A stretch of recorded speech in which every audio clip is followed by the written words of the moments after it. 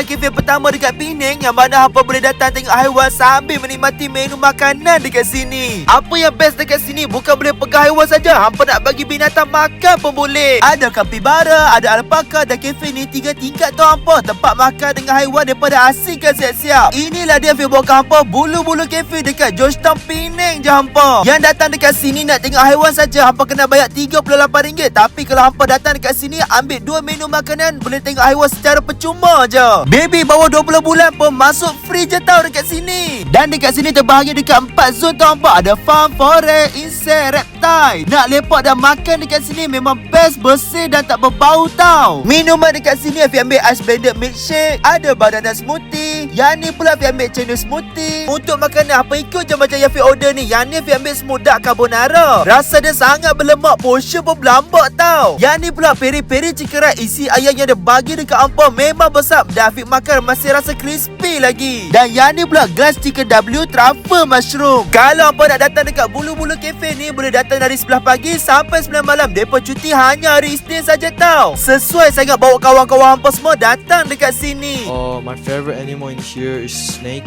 My favorite animals are the snakes and the meerkats. I like the birds. Orang luar pun dah datang dekat sini. Tengok apa lagi, pakat mai lah ramai-ramai.